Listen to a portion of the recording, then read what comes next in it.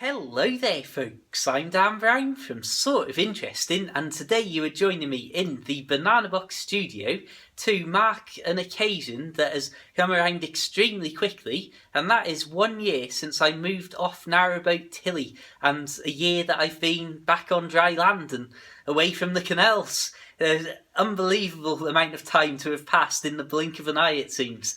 So, in this video, I just want to share a few thoughts on boat life and land life now I've got proper independent experience of both of them. And really, it's nothing major, nothing important, just sharing a few thoughts. So, the first thing that I want to talk about, and we'll get to costs, I know that's probably one of the first things everyone wants to talk about, but we'll get into that a little bit more in depth towards the end of this video, rather than talk for minutes on end about it now and bore everyone. The first thing I want to talk about is the people.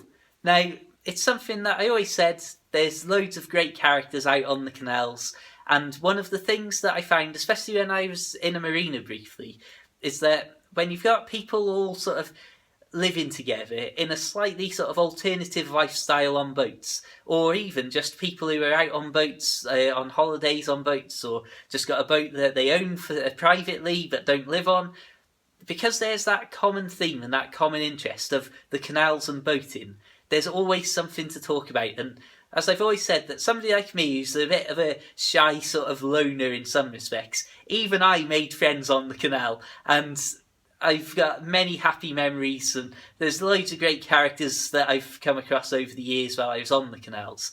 And that's something that is just so totally lost when you get back to dry land. It's similar to what I always describe about if you go off out walking in the countryside, you'll pass people every now and then, and if there's dog walkers, you always say hello and pass, and maybe have a quick chat or comment on the weather, whatever. But then, as soon as you're walking back into town, as you're even on the outskirts of town or a town, you suddenly pass somebody and you don't speak to them. And that's something that it's quite interesting because it is such a stark contrast to the canals.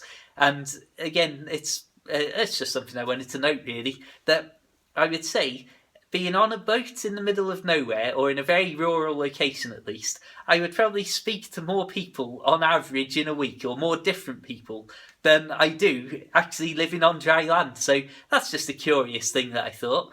Again, though, in the winter, boating can, for some people, be extraordinarily lonely, especially depending on where you're moored up. So again, it's swings and roundabouts. It's difficult to really compare that, but just on a basic general day-to-day level, I suppose the boating loneliness argument really comes into play when you're talking about actual companionship, I suppose. But anyway, we're getting into the weeds on that one. So that was just something I wanted to note as a curious thing that you don't ever really think about in day-to-day life.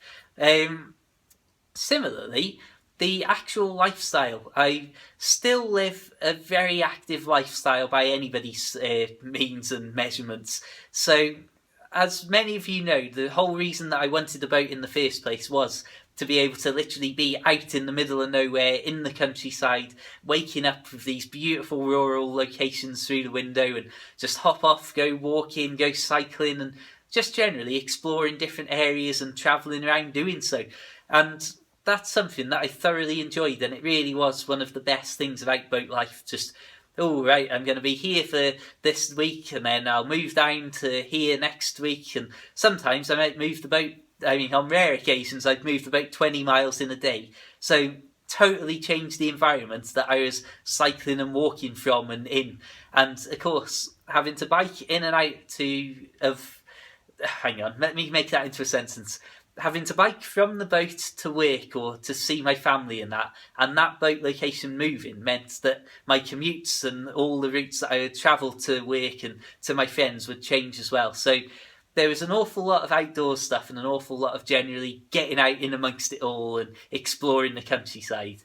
And that's something that in terms of biking I've really lost in coming back to dry land, because obviously the majority of my friends are based around here. There's obviously bus routes and stuff about the place, and there's also the fact that I work about, minutes walk away. So that's taken the importance of the bike away from my life significantly. And I find that now, particularly in the last month or so, I only really use my bike if I'm going on proper long routes, like 20 to 30 mile type routes, rather than using it as an everyday tool and an everyday pleasure activity. So that's something that might sound like, oh, Dan's selling out.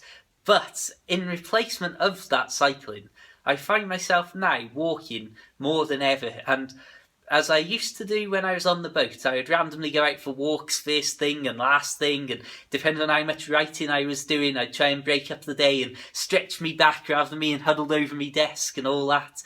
So I would repeatedly do these short walks, and that's something that I find myself doing way more of, and slightly longer walks than I would be doing setting out to and from the boat as well in many cases.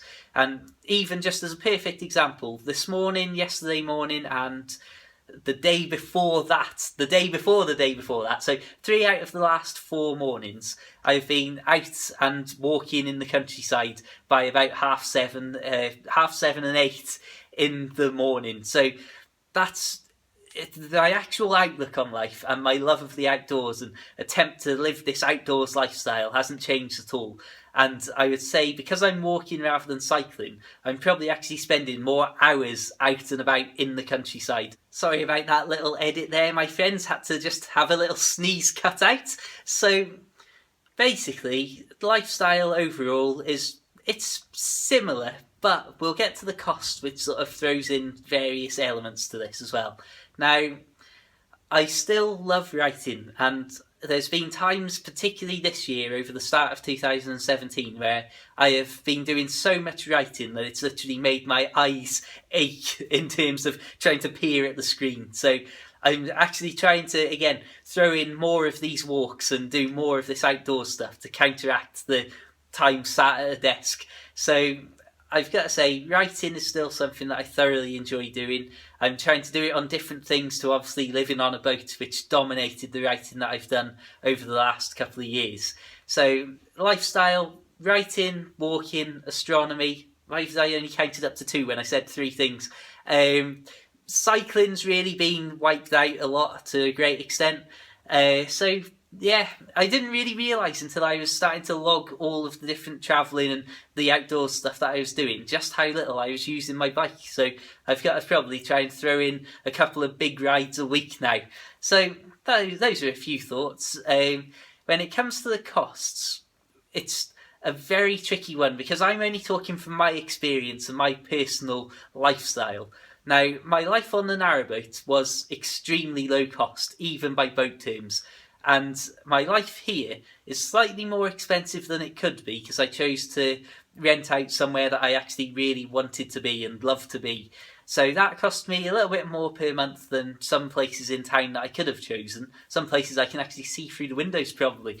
But basically, I would say in the 11 months or so that I've been living in my own place here in the Banana Box studio, that I've probably spent in that time more than I spent running Narrowboat Tilly for 4 years. So that should give you a general idea of the increasing cost in direct sort of boat life to land life comparison terms.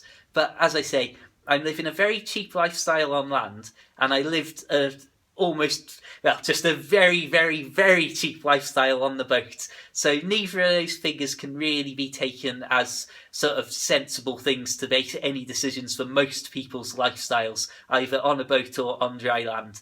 I would say, and I'll do a proper video on this in the very near future about the Dan Brown financial policy. I found, you know what, a couple of days ago, I found in my mum's loft a notebook from when I was in college. I think I was about 16 or 17 when I wrote it. And I literally write out my sort of financial views and got my early financial records. And if for anybody who knows me personally knows that when it comes to fiscal responsibility, I am all over that. And it's something that I've got legendary spreadsheets that have literally got every single penny that I have spent for the last few years logged on them, and the date and what it was. I've got probably in the double digits of different pages in a single spreadsheet file, recording everything you can imagine. So again, I'll do a video talking about my outlook on money and life and how I try and live a cheap lifestyle and all that in the very near future. But something that I will say, because it's something that people always ask, how can you afford it and all the rest of it, working in a supermarket and you never seem to be there and all that. And basically, the first three things that I always say is, I don't drink, I don't smoke, and I don't have a car. Now, those three things save a huge amount of money. And even just for all of you out there with a car, you can attest to how much that costs per month in terms of fuel and all the rest of it. And needless to say, when you have issues and mechanical things going wrong, just like if you had a problem on a boat, or if I was living somewhere that I'd bought rather than renting, again, if you had problems or had to do something drastic, then these unexpected costs can really throw a spanner in the works, which is part of what I'm enjoying at the minute and feeling a little bit relaxed about, because I know that there's very few unexpected costs that could arise. Because, I mean, my bike isn't suddenly going to need a £800 new part on it or something like that, not least because that's way more than the bike itself was ever worth, even when it was brand new. But you know what I mean with that. So I would say my living costs here are probably my house running costs, I would describe. So that's everything excluding food and novelties, I'll call it, sort of entertainment, that sort of thing, like getting the bus out to walk back into town down the canal or something of that nature. I would say, as a rough guide, and it's difficult to put an exact figure on it, but I would say if you took my rent, council tax, broadband and phone line bill, mobile phone bill, electric and water bill, that's 6 columns, that sounds about right. I don't have a gas bill. So if you took all of those sort of home running costs, I would say that my costs per month are coming in well under £700 a month. That's just an estimate, because as I say, it changes and depends. If it's freezing cold all the time and you're running the heaters, it's obviously going to make it go up and that. But I would say that it comfortably comes below £700 a month. And that's something that will sound very shocking to a lot of people, as I say, knowing what their monthly cost may be. But that does mean, in terms of looking at boat life, I am spending every 2 months more than I would spend in an average year on board Narrowboat Tilly in terms of running the actual home. So again, it's just about sensible living and choosing wisely in where I put my money and what I spend money on. And as I say, by not doing some things and cutting back in different areas allows me to pay more for rent, to rent somewhere that I actually love being, and that's what it's all about to me. That's the sort of oh my goodness me, I've only just realised this is a 13-minute video, my apologies. But that's what it's all about really, in terms of how I look at life. And I'm lucky, as I always say, that the things I love doing are free. So that's writing and being outdoors. Costs me, again, maybe £30 a month, £30 a year for a pair of boots, and a couple of quid now and then if I'm going on the bus somewhere to walk or what have you, and maybe a few quid if I'm getting fancy and want to take a pasty and a slice of pizza out to eat in the countryside with me. So I'm very lucky that things I love doing are free. Admittedly, last year I did buy one of the most powerful gaming laptops available in the UK at that time, but that really hasn't actually panned out, and I don't spend that much money in that sort of thing. And because now the summer's here, I find that get outdoors, do stuff, great. So there's a lot of stuff to be said and a lot of sort of pros and cons and all that, but really I've got to say I'm pretty happy with how things are going.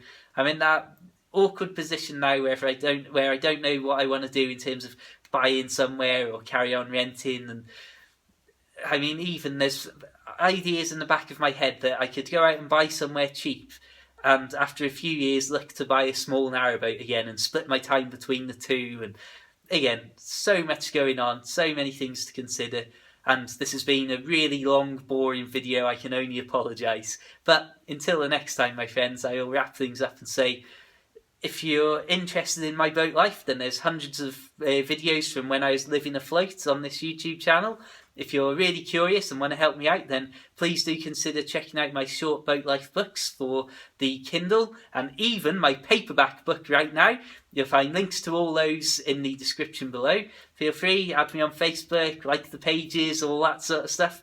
But until the next time, my friends, keep it boat worthy, keep it land worthy as well, keep it interesting, have a fantastic day, and of course, farewell.